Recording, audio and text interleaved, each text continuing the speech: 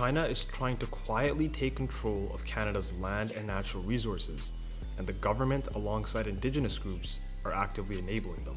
During the election, Carney warned that the US wanted Canada's land, resources, and water, but it's China that's truly targeting them. And China doesn't need to invade Canada for it.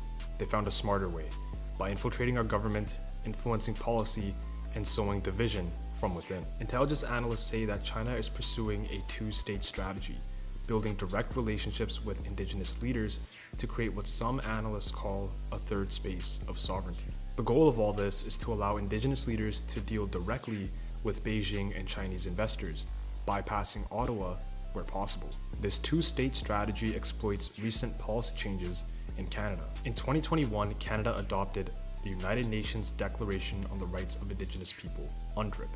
In 2019, BC, under Premier David Eby, became the first province in Canada to enshrine it into law through DRIPA, the Declaration on the Rights of Indigenous Peoples Act. These laws grant First Nations the right to free, prior, and informed consent for projects on claimed traditional territories.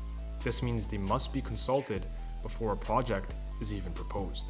With more than 600 indigenous communities located within 100 kilometers of a major minerals or natural resource project, UNDRIP and DRIPA give First Nations significant leverage and in some cases near veto-like power, especially in BC where historic treaties are limited. Now, China has taken keen notice of all this.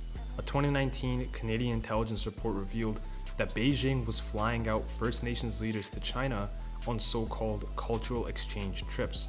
In fact, one Chinese embassy official privately described these trips as beibian, which is Mandarin for to be fooled, after pre-screening delegates for their usefulness to Chinese interests. Canadian security officials say that China is deliberately undermining trust between First Nations groups and the federal government. China is helping push the narrative that Canada committed mass genocide against the natives to distract from their own treatment of the Uyghur Muslims in China and to boost indigenous support for land back claims in Canada. BC Senator Yen Pao-Wu helped defeat a Senate motion to recognize the Uyghur genocide by comparing it to Canada's residential schools, saying Canada was no better.